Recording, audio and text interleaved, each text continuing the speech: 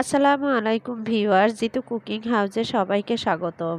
আমার আজকের পর্বে থাকছে হালাল চিকেন পাউডার তৈরির রেসিপি। এই চিকেন পাউডার চাইনিজ অনেক ধরনের রান্নায় ব্যবহার হয়। এটা সব জায়গায় সব সময় পাওয়া যায় না, আর পাওয়া গেলেও সেটা হালাল কিনা তার সন্দেহ আছে। এই চিকেন পাউডারটা কিন্তু বাসায় খুব সহজে তৈরি করা যায়। কিভাবে তৈরি করতে হয় সেই রেসিপি আজ আমি আপনাদের সাথে শেয়ার করব। আশা করি ভিডিওটি না টেনে পুরো ভিডিও আমার সাথেই থাকবেন। হালাল চিকেন পাউডার তৈরি করার জন্য যে যে উপকরণ লাগবে সবগুলোই আমি এখানে নিয়ে নিয়েছি। প্রথমেই নিয়েছি 150 গ্রামের মতো সাবুদানার গুঁড়া। আমি আস্ত সাবুদানা ব্লেন্ডারে দিয়ে এভাবে করে গুঁড়া করে নিয়েছি। এখানে লবণ নিয়েছি 15 গ্রাম, আর রসুনের গুঁড়া নিয়েছি 15 গ্রাম। এই রসুনের গুঁড়াটা আপনি যে কোনো মশলার দোকানে কিনতে পেয়ে যাবেন। সাদা গোলমরিচের গুঁড়া নিয়েছি 7 গ্রাম। এখানে রসুন কুচি কুচি করে কেটে তারপর তেলে ভেজে গুঁড়া করে নিয়েছি প্রায় 10 গ্রাম। চিনি নিয়েছি প্রায় 1 টেবিল চামচ বা 10 গ্রাম। টেস্টিং সল্ট নিয়েছি 55 গ্রাম। চিকেন কিউব নিয়েছি 4টি। এগুলো আপনি দোকানে কিনতে পেয়ে যাবেন।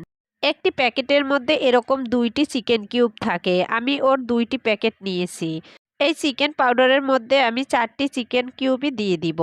দোকান থেকে কেনার সময় অবশ্যই দেখে নেবেন প্যাকেটের গায়ে হালাল লেখা আছে কিনা, কারণ সব প্যাকেটের উপরে হালাল লেখা থাকে না। যে প্যাকেটগুলির উপরে হালাল লেখা থাকে সেই প্যাকেটগুলি নেবেন। এখন এই চিকেন কিউবগুলি আমি এভাবে করে হাত দিয়ে ভেঙে সাবুদানার গুঁড়ার সাথে মিশিয়ে দিব।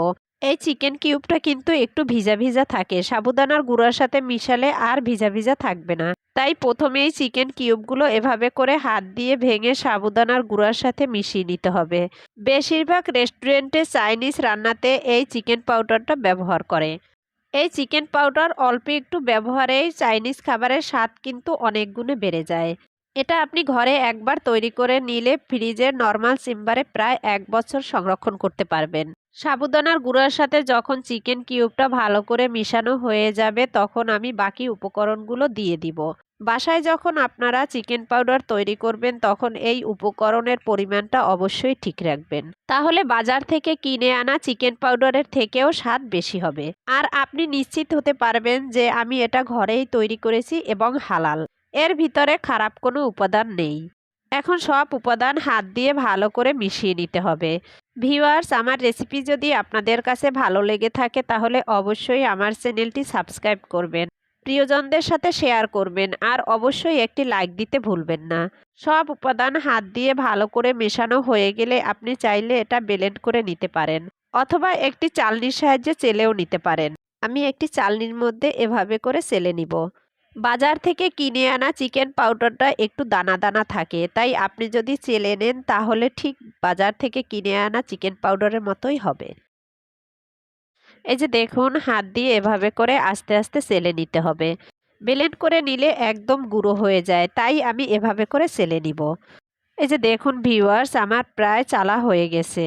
একটু সময় লাগবে, তবে আস্তে আস্তে করে এভাবে চেলে নিতে পারেন।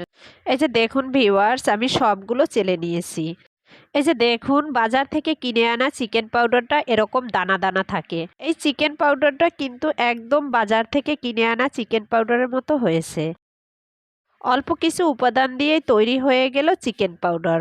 আপনারা বাজার থেকে বেশি টাকা দিয়ে কিনে না এনে বাসায় এরকম তৈরি করে নিতে পারেন। আশা করি আজকের আমার ভিডিও আপনাদের কাজে লাগবে। সবাই ভালো থাকবেন, সুস্থ থাকবেন, আর হ্যাঁ, অবশ্যই আমার জন্য দোয়া করবেন। আজ তাহলে এ পর্যন্তই। আল্লাহ হাফেজ।